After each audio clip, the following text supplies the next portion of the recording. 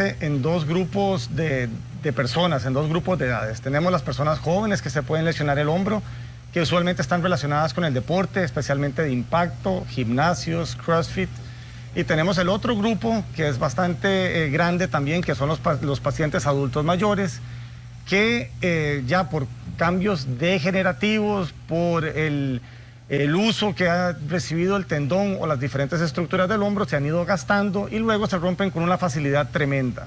Entonces es ahí donde vemos pacientes que, como usted bien explicaba, doctor, me acosté bien y me levanté con dolor de hombro y no hubo un golpe de por medio, no hubo ejercicios, no hubo ninguna actividad que pudiera explicar el porqué de ese dolor, sino que la única explicación que tenemos es que son lesiones degenerativas que lamentablemente pasan y generan dolor y deben de ser tratadas. Doctor, y a ver, ¿qué pasa? ¿Cómo sé yo cuándo tengo que preocuparme? ¿Cuándo tengo que buscar la ayuda de un ortopedista? ¿O cuando digo, no, esto me va a pasar? ¿Después de cuánto tiempo? ¿O qué debo de hacer yo antes de acudir al médico? Sí, una importantísima pregunta porque es el día a día, ¿verdad? O sea, tengo un dolor, ¿debo acudir o no debo de acudir?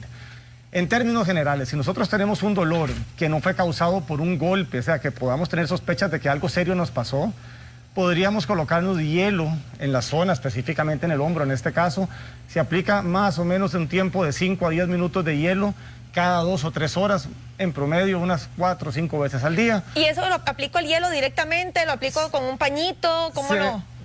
Vamos a ver, eso depende mucho de las condiciones de la piel. En gente joven pueden tolerar adecuadamente las compresas frías directas sobre la piel. En una piel más delicada, en una piel de un adulto mayor, preferimos que se coloquen un pañuelo como protección o como aislante para que no puedan tener una quemadura por frío.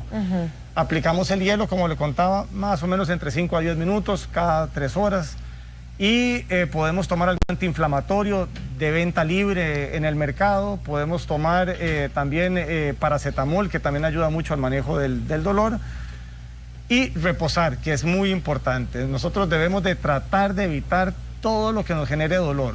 Entonces, si después de un periodo de 5 o 7 días de estar en reposo con el hielo y tomando algún tipo de antiinflamatorio, y el dolor persiste o durante ese tiempo el dolor aumenta, se nos hace difícil realizar nuestras actividades diarias, entonces es mejor consultar con algún médico especialista en el tema. Ok, después de 7 días. Doctor, bueno, valga la oportunidad para invitar a todos nuestros amigos televidentes a que ingresen a nuestro Facebook, a Multimedios CR. Estamos transmitiendo esta entrevista completamente en vivo en Multimedios CR en el Facebook, por si usted tiene alguna duda para el doctor, si usted tiene alguna lesión de hombro, algún problema, algún malestar en el hombro, de que aproveche que aquí tenemos al experto y le haga las consultas. Ahorita más adelante vamos a leer algunas de ellas. Doctor, ahora está muy de moda el CrossFit, ¿verdad? Sí. Este ejercicio que uno ve que ahora muchísimas personas lo practican. Yo no sé si usted coincide conmigo, pero yo pienso que es un deporte muy bueno, pero es de alto impacto. ¿Cómo sé yo, doctor, hasta qué punto yo tengo... A ver cómo pregunto esto, es que lo quiero preguntar muy a lo Luzania. O sea, ¿cómo sé yo cuál es el movimiento correcto de mi hombro? Porque yo veo que ahí alzan unas cosas así pesadísimas y se les hace para atrás y todo.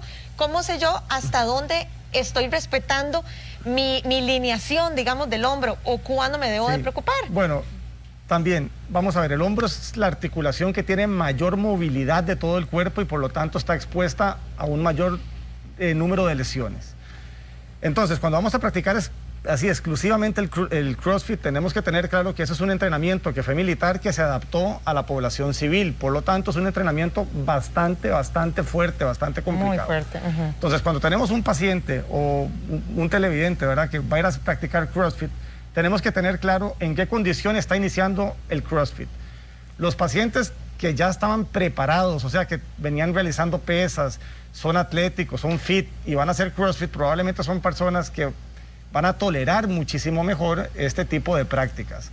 Pero por el otro lado tenemos la persona que va al gimnasio y dice, mi propósito, ya nos acercamos a fin de año o principio de año, mi propósito de fin o principio de año es, me quiero ver fit, me quiero ver bien. Y empieza un mes antes, ¿verdad? Sí, exacto, empiezan un mes antes, nunca en su vida han tocado una pesa, no han corrido, no hacen mayor ejercicio y deciden hacer CrossFit. Entonces, estos pacientes son los que se nos van a lesionar con mayor frecuencia porque van a exigirle mucho a su cuerpo sin haber tenido un entrenamiento previo, sin haber estado preparando su músculo, sus articulaciones. Entonces, quieren comenzar a hacer lo mismo que están haciendo otras personas que ya han tenido todo un ciclo de entrenamiento y se nos lesionan con facilidad. Entonces, hay que tener precaución. El CrossFit no es malo. Pero hay que hacerlo gradualmente. Pero hay que ir haciéndolo gradualmente, entrenando y preparando a nuestros músculos y cuerpo para poder llegar a los niveles que deseamos. Doctor, por aquí a través de nuestro Facebook ya tenemos algunas preguntas y nos dice Marcela Araya, ¿qué debo hacer si me diagnosticaron vamos a ver si le puedo decir, cervicobraquialgia? Dice, y solo he ido donde el fisioterapeuta. ¿Cuál es la recomendación? Primero tenemos que tener claro que la cervicobraquialgia, ¿Qué es, doctor? Cérvico viene de la palabra cervicales y braquialgia de dolor de brazo. Entonces es un conjunto de dolores combinados entre cuello y brazo. Entonces tiene un componente mixto, o sea, estamos hablando que podemos estar delante de un problema de columna y de un problema del hombro.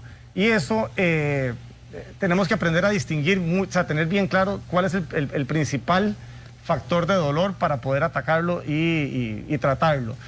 Con un terapista se puede, porque muchas de estas dolencias a veces son musculares, pero vuelvo a repetir, después de un ciclo de haber hecho terapia, unas 5 o 6 sesiones de terapia, haber tomado medicamentos, haberse aplicado el hielo, probablemente haber hecho reposo, haber bajado la actividad física que estaba realizando, los dolores continúan, es mejor consultar con un profesional del tema, ¿verdad? Para poder determinar cuáles son las razones, las causas y cuál es la mejor opción de tratamiento que tiene ese paciente. Doctor, es que son muchísimas las preguntas que nos ingresan por aquí. Bueno, dice, si hay ruptura de tendón y bursitis y el plasma no funciona, ¿hay algo que se pueda hacer? Sí. Doctor, ¿y en español qué es esto? En español. ¿Y en español qué es esto? En español, cuando tenemos una ruptura de tendón, lamentablemente sabemos en el hombro que la irrigación, la sangre que llegan a estos tendones es muy escasa, es muy poca. Por lo tanto, el poder de cicatrización que tienen estos tejidos es muy malo.